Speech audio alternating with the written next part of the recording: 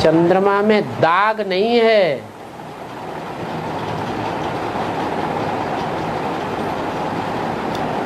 चंद्रमा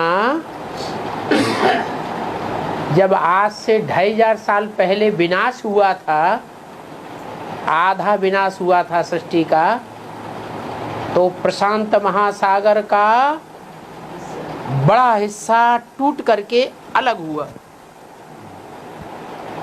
प्रशांत महासागर बड़ा गहरा गड्ढा है ना, उसमें अगाध जल भरा हुआ है। प्रशांत महासागर दुनिया के जितने भी सागर हैं उन सब सागरों में सबसे बड़ा सागर है, तो गड्ढा भी बहुत बड़ा हो गया होगा। तो जब वो हिस्सा टूट के अलग हुआ तो उसका सारा जल जितना भी था गहरे गहरे गड्ढों में पृथ्वी में भरा हुआ था, वो सारा जल खींच करके कहाँ जाएगा? पृथ्वी खींचती है ना, पृथ्वी तो बहुत भारी है, तो सारा जल खींच करके पृथ्वी पर आ गया। क्या तो जल सारा पृथ्वी पर आ गया, और जो चंद्रमा का हिस्सा, वो मिट्टी का हिस्सा, गड्ढों वाला, गहरे गहरे गड्ढे, वो अलग हो गया। तो वो गड्ढे हैं क्या, जो दाग के रूप में दिखाई दे रहे हैं। वो गड्ढे तो स्थूल हैं और चंद्रमा भी स्थूल है, लेकिन चैतन्य चंद्रमा कौन है? कौन है? ब्रह्मा बाबा। वारी बटिया। ब्रह्मा बाबा में उनके जो पुरुषार्थ में ज्ञान न समझ पाने के कारण बड़े गहरे गहरे गड्ढे हैं, वो दाग के रूप में दिखाई पड़ते हैं। क्या? दाग लग गया। इसलिए ज्ञान चंद्रमा ब्रह्मा की संसार में पूजा नहीं होती, मंदिर नहीं बनते, मूर्तियां नहीं बनती, क्योंकि गहरे गहरे दाग लगे हुए हैं।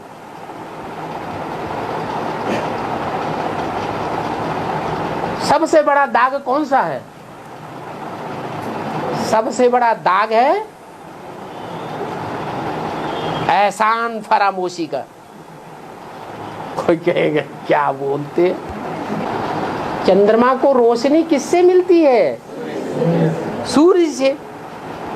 और सूर्य जिससे रोशनी मिलती है उसको चंद्रमा ना कर दे, मेरी रोशनी है, मैं हूं गीता का भगवान।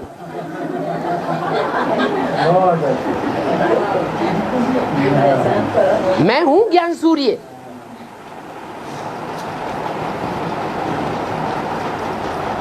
तो ये एहसान मंद होना हुआ, यह एहसान फरामोशी हुई। और फिर उस एहसान फरामोशी की याद भगवान खुद मुरलियों में दिलाता भी है। बच्चे, तुम जो ब्रह्मा कुमारी ईश्वरीय विश्वविद्यालय नाम रखा हुआ है, ये रंग है। इससे पहले प्रजापिता शब्द ऐड करो। क्या? ये ब्रह्मा कुमारी ईश्वरीय विश्वविद्यालय नहीं है। बड़ी अम्मा कुमारी के बच्चे नहीं होते हैं, बच्चे बाप के होते हैं। बीजारोपण करने वाला बाप होता है, या अम्मा खुद पैदा कर लेती है? बाप होता है। ये खराब बात है। कोई बच्चे अपने माँ का नाम बताएं और बाप का नाम बताएं नहीं, गुम कर दें या कहें हमें मालूम ही नहीं, तो दुनिया में ये बात अच्छी नहीं मानी जाती। इसलिए ब्रह्मा कुमारी विद्यालय से पहले प्रजापिता शब्द जरूर ऐड करो। क्यों? क्योंकि ब्रह्मा नाम तो बहुतों के होते हैं। First class Brahma, second class Brahma, third class Brahma, fourth class Brahma, fourth class से भी ऊपर वाला ब्रह्मा। ब्रह्मा नाम बहुतों के हैं, लेकिन प्रजापिता ब्रह्मा एक ही होता है। वो प्रजापिता का नाम इसमें डालना जरूरी है, नहीं तो ईश्वरीय विश्वविद्यालय नाम लिखना बेकार हो गया, क्योंकि ईश्वर प्रजापिता के द्वारा ही प्रत्यक्ष होता है। ईश्वर मुकर्रर रथ के द्वारा प्रत्यक्ष होता है, प्रजापिता ही मुकर्रर रथ है। ब्रह्मा तो टेम्परेरी है। क्या दो रथ की बात मुरली में बताई ना, टेम्परेरी रथ और मुकर्रर रथ आदि से अंत तक रहेगा, और टेम्परेरी कभी होगा कभी नहीं होगा, अंत तक तो रहेगा नहीं। तो ब्रह्मा का रथ, दादा लेखराज का भी रथ एकदम आदि में नहीं था नहीं था। अगर एकदम आदि में होता ईश्वर का रथ, क्योंकि भगवान बाप जिसमें भी प्रवेश करते हैं उसका नाम ब्रह्मा रखते हैं। तो अगर सिंध हैदराबाद में जब उनको साक्षात्कार हुए उसी समय प्रवेश किया सन 36 में, तो उनको इधर उधर भटकने की दरकार नहीं थी, क्योंकि भगवान तो सब कुछ जानता है, उसे किसी से पूछने की दरकार नहीं है। वो तो ज्ञान का बीज बोने वाला पिता है, अहम बीज प्रतः पिता। उसका बाप कोई भी होता नहीं। प्रजापिता का बाप हो सकता है, ब्रह्मा का बाप हो सकता है, लेकिन गॉड फादर का बाप कोई नहीं होता। तो ऐसे नहीं है कि सिंध हैदराबाद में ब्रह्मा बाबा में सबसे पहले गॉड फादर ने प्रवेश कर लिया। नहीं, उनको साक्षात्कार हुए। साक्षात्कार होने का मतलब ये नहीं है कि भगवान ने प्रवेश कर लिया। साक्षात्कार होना अलग बात और प्रवेश होना अलग बात। साक्षात्कार तो बहुत से भक्तों को भक्ति मार्ग में होते रहे, तो क्या भगवान घड़ी घड़ी प्रवेश करता रहे उनमें? नहीं, भगवान तो आता ही तब है जब नरक की दुनिया खलास होनी है और नई दुनिया तैयार होनी है। तो दादा लेखराज ब्रह्मा में भी परमात्मा शिव ने नहीं प्रवेश किया था जब उनको साक्षात्कार हुए, उनमें तो प्रवेश बहुत बाद में हुआ है। उनका नाम जो ब्रह्मा पड़ा है वो बाद का नाम ब्रह्मा है। क्या उनसे भी पहले 3 और ब्रह्मा हो चुके हैं।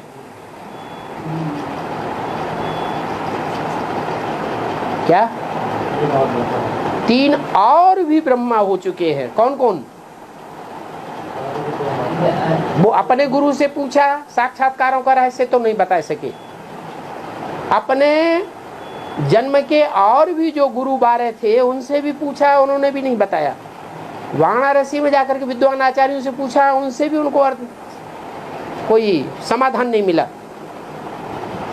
तब उनकी बुद्धि ठनकी कि हमारे जीवन के अनुभव के आधार पर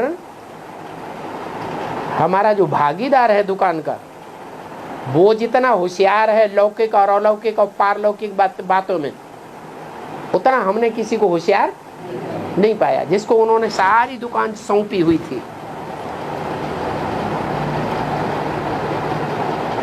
10 साल से उनकी दुकान में नौकर था। क्या 10 साल से उनकी दुकान में नौकर था, बाद में मैनेजर बना दिया। फिर भी नौकर ही रहा ना। कोई मालिक का दुकान का नौकर हो, कारखाने का मैनेजर हो, तो नौकर नहीं है तो क्या है? नौकर ही था ना। उसकी बुद्धि की तीक्ष्णता और उसकी सच्चाई बाबा की बुद्धि में बैठी हुई थी, होशियारी बुद्धि में बैठी हुई थी। बाबा उतने रत्नों के पारखी नहीं थे, जितना वो रत्नों का पारखी था। बाबा वहीं कलकत्ते में अपनी गद्दी में चले गए दुकान पर, और वहां से उनको समाधान उस व्यक्ति से मिल गया। शिव ने प्रवेश किया, शिव ने प्रवेश करके बताया। सृष्टि की जब शुरुआत भगवान आकर के करता है तो अकेले करता है या प्रवृत्ति चाहिए? प्रवृत्ति चाहिए। तो दो आत्माएं थीं जिनमें साथ ही साथ प्रवेश किया, एक यज्ञ माता और दूसरे यज्ञ पिता। जो माता थी उसमें सुनने सुनाने का फाउंडेशन डालने के लिए परमात्मा शिव ने प्रवेश किया, और उस माता ने ब्रह्मा बाबा से साक्षात्कार जो सुने थे वो प्रजापिता को सुनाए। प्रजापिता ने जब सुने तो उसमें भी तो शिव ने प्रवेश किया। एक में प्रवेश किया या दो में? दो में प्रवेश किया। क्यों? भगवान आते हैं तो प्रवृत्ति मार्ग का फाउंडेशन डालते हैं।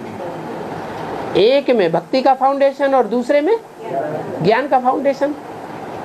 ज्ञान का बीजारोपण करने के लिए जिस पिता में पुरुष तन में प्रवेश किया वो ही प्रजापिता हुआ। उस प्रजापिता के द्वारा उस माता को उनके साक्षात्कारों का सारा रहस्य खोल दिया। माता ने सुना, भले पहले माता ने सुनाया तो पहला ब्रह्मा कौन हुआ? ब्राह्मण बने बिगर प्रजापिता था क्या? मुरली में बोला है। प्रजापिता तब कहे, कब कहे, कब साबित हो? जब पहला ब्राह्मण साबित हो। पहला ब्राह्मण सो पहला देवता, सो पहला क्षत्रिय, सो पहला वैश्य, पहला शूद्र। तो पहला ब्राह्मण वो तब ही बना जबकि उसने किसी ब्रह्मा के मुख से सुना, पैदा हुआ। ब्रह्मा के मुख से ही ब्राह्मण पैदा होता है। भले वो कोई भी कैटेगरी का ब्राह्मण हो, लेकिन सच्चा ब्राह्मण जो भी होगा वो ब्राह्मण तब कहा जाएगा जबकि वो ब्रह्मा के मुख से सुने। तो ब्रह्मा के मुख से सुना साक्षात्कारों को, और शिव ने प्रवेश करके सुनने के साथ साथ कोई समझ सकता है कि नहीं? समझ सकता है। सुनता भी गया और समझता भी गया, और फिर मुख से समझा दिया। समझने में वहां दो प्रकार की बच्चियां थी। एक बच्ची ने सिर्फ सुना और सुन करके फटाफट ब्रह्मा बाबा को कान में फूंक दिया। कोई कोई ऐसे होते ना जो को सुनते हैं और बड़ी जल्दी आती है दूसरों को सुनाए, फटाक से दूसरों को सुनाने लग पड़ते हैं। माने सुनने और सुनाने में बड़े तीखे होते हैं। तो एक माता ने तो जिसने सुनाया उसने सुना और ब्रह्मा बाबा के कान में फूंक दिया। अब ब्रह्मा बाबा तो कुछ अनुभवी है कि नहीं है, है? अपनी जिंदगी के ब्रह्मा बाबा कुछ अनुभवी थे या नहीं थे? बिल्कुल अनुभवी नहीं थे, है? चलो इतनी अकल ज्ञान समझने की नहीं थी, लेकिन लौकिक जिंदगी जीने की तो अकल थी। अगर इतनी अकल नहीं होती तो इतने बड़े व्यापारी कैसे बन जाते? प्रजापिता न बन जाता। माने लौकिक दुनिया के हिसाब से प्रजापिता फेल हो गया। वो तो गरीब था, उसकी भी हीरों की दुकान थी, लेकिन वो चलती नहीं थी। तो व्यापार में सिद्धहस्त, दुनिया के हिसाब से होशियार कहा जाएगा बुद्धू, दुनिया के हिसाब से बुद्धू। और ब्रह्मा बाबा दुनिया के हिसाब से बहुत होशियार। तो कहाँ ब्रह्मा बाबा भी पीठ पे अनाज लाद करके 8 आने मन बेचते थे क्या? मुरली में ये बात आई है। 2 रुपया मन बेचते थे। जैसे किसी के पास कोई साइकिल भी ना हो, पीठ पे लाद लाद करके गली में ले अनाज। ऐसे छोटा सा व्यापारी और कितना बड़ा व्यापारी हो गया, इतना बड़ा हीरो का व्यापारी हो गया कि आज भारतवर्ष के बड़े बड़े शहरों में जो हीरो की और सोने चांदी की दुकानें रखी हुई हैं, उन पे उन्होंने लिख रखा है दादा लकीराज की पुरानी दुकान, सबने लिख दिया। तो देखो कितनी प्रसिद्धि हो गई। तो ब्रह्मा बाबा भी होशियार तो थे ना दुनिया के हिसाब से। तो जो इतना होशियार आदमी हो वो व्यक्ति को परखेगा या नहीं परखेगा? है परखता तो जरूर है, क्योंकि 12 गुरु किए थे और 12 गुरु पहले न परखे तो गुरु बना लिए, और परखे तो गुरु बनाने की तो उनकी आदत थी। क्या? गुरु बनाने की उनकी आदत थी, प्रभावित होना उनका स्वभाव था। जो भी आया नई बात बताई सुनाई सत्यवचन महाराज, और गुरु बना लिया, खुश हो गए, प्रसन्न हो गए। तो ऐसे ही उस माता, जिस माता ने पहले सुना ना, उसी माता ने ब्रह्मा बाबा को सारा सुना दिया। तो लाजमी है ब्रह्मा बाबा तो बहुत खुश हो गए। उससे खुश हो गए तो खुश होंगे तो गुरु बनाएंगे। ब्राह्मणों की दुनिया का गुरु हो गया ना। माता गुरु बगैर उद्धार हो सकता है? नहीं हो सकता। तो ब्राह्मण जीवन में उनका उद्धार तो होना ही था। जितना जो कुछ भी होना था वो हुआ। जिस कोटि को उन्हें पहुंचना था वो शिव की 3 मूर्तियों में नीची मूर्ति की कोटि पर पहुंचने थे, सो पहुंच गए। उन्होंने बात मानी लेकिन समझी नहीं। कि ब्रह्मा बाबा तो सुनने वाले थे या समझने वाले थे? और वो माता भी सुनने सुनाने वाली थी या समझने और समझाने वाली थी? सुनने सुनाने वाली थी। तो ब्रह्मा के अंदर भी फाउंडेशन पड़ गया उस समय। सन 36 से लेकर के और सन 46 तक ये फाउंडेशन रहा। और ब्रह्मा बाबा उस माता को ही सर्वे सर्वा मानते रहे यज्ञकर। क्या? लेकिन एक दूसरी माता और भी थी। उस माता ने सुना भी और सुनकर के दूसरों को नहीं सुनाया, अंदर अंदर समझने की कोशिश की।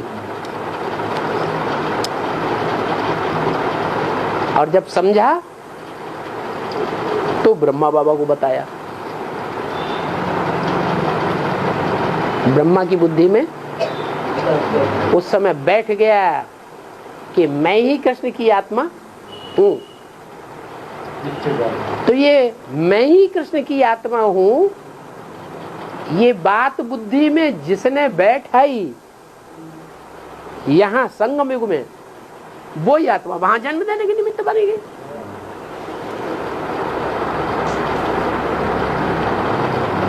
तो यज्ञ के आदि में वो व्यक्तित्व जिसके द्वारा ब्रह्मा बाबा ने सारा समझा, वो उनकी बुद्धि में नहीं बैठा।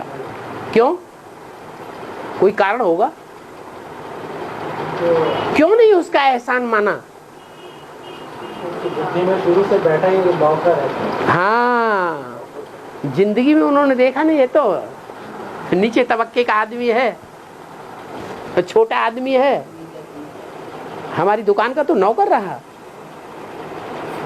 मैं सत्संग करने के लिए चल पड़ा तो इसको दुकान सौंप दी होशियार समझ करके। तो नौकर की वृत्ति रही, इसलिए उसको निगलेक्ट कर दिया। लेकिन फिर पूछनी क्यों गया? नौकर तो रहती थी दिमाग में। हाँ। तो फिर पूछनी क्यों गया हमसे? ब्रह्मा बाबा होशियार। ये तो जान लिया, दुकान क्यों सौंप दी इतनी बड़ी? कोई हिसाब किताब नहीं लिया, दुकान क्यों सौंप दी? कारण क्या? कोई तो आधार होगा जिसके आधार पर लाखों करोड़ों की दुकान सौंप दे। क्या बात थी? है पागल, वो अंदर से समझते थे, दुनिया के हिसाब से तो फेल हो गया। ये भी समझते थे। क्यों फेल हो गया? क्योंकि ये झूठों की दुनिया है, झूठ की दुनिया में झूठा चलता है। ब्रह्मा बाबा बड़े बड़े राजाओं महाराजाओं के रनिवास में घुस जाते थे, वो सुरमा पहन के। सिंधी तो खूब सुरमा पहनते हैं। तो ये होशियारी थी ना उनकी। वो भागीदार तो बेचारा ये सब फटाक्रम नहीं जानता था, न करना चाहता था, वो सच्चा था। तो आज की दुनिया में सच्चा जो व्यक्ति होगा वो कभी भी करोड़पति धंधे से नहीं बनेगा, बिना चालाकी किए। तो ब्रह्मा बाबा इस बात को अंदर समझते थे, ये सच्चा आदमी है क्या, इसलिए उसको दुकान बिना हिसाब किताब किए सौंप दी। लेकिन ये भावना नहीं बैठी कि भगवान ही मेरे साक्षात्कारों का अर्थ बता सकता है। इसमें भगवान प्रवेश था। ये उन गुरुओं के मुकाबले बड़ा गुरु है जिन्होंने मेरी बातों का अर्थ नहीं बताया। वो माता को गुरु बना लिया। यज्ञ में उस समय माता का बहुत मान था।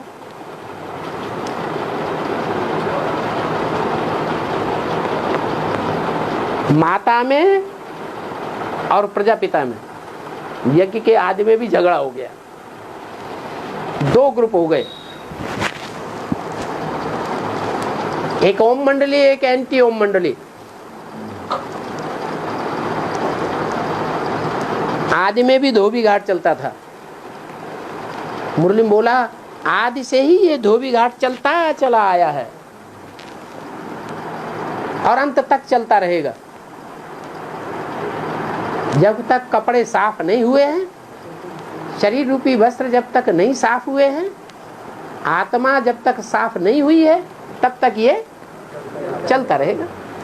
तो आदि में भी धोबी घाट चलता था। और धोबी घाट का कोई धोबी होगा कि नहीं होगा? कोई बाशरमैन भी था। वो बाशरमैन धोबी और धुवनिया में लड़ाई हो गई। धुवनिया हो गई ब्रह्मा बाबा की तरफ और धोबी अलग हो गया। जिन्होंने पहचाना उस धोबी को, वो धोबी के साथ गए, और जिन्होंने नहीं पहचाना वो धोबी का विरोध करने लग पड़े। वो ब्रह्मा के फॉलोअर्स, ब्रह्मा कुमार कुमारी आज भी उस धोबी को नहीं पहचान रहे, तो विरोध कर रहे हैं। उनके विरोध करने का पॉइंट सबसे बड़ा कौन सा है मालूम है? किस बात पे विरोध कर रहे हैं? वो एक ही बात, और कुछ नहीं है उनके पास। एक ही ग्लानि सुनाएंगे, अरे वो तो व्यभिचारी है, भ्रष्टाचारी है, अनाचारी है, बलात्कारी है, ये है, वो ऐसा है। ज्ञान सारा अच्छा है। अरे ये कोई बात हुई? सारा ज्ञान अच्छा होगा, मूल्यों के अनुकूल होगा, तो भगवान का ही ज्ञान होगा कि दूसरे का ज्ञान होगा? तो जो आदि में लड़ाई थी वही लड़ाई अभी भी है। ब्रह्मा बाबा उस समय भी इस रहस्य को नहीं जान सके, और मरते दम तक भी उनकी बुद्धि में ये बात नहीं आई कि बच्चों को कहें कि तुम अपने नाम के आगे बी के मत लिखो, ब्रह्मा कुमार मत लिखो। क्या लिखो? प्रजापिता ब्रह्मा कुमार। इसका मतलब ब्रह्मा की बुद्धि में अंत तक भी बैठा ही नहीं। तो एहसान फरामोश कहें कि नहीं कहें?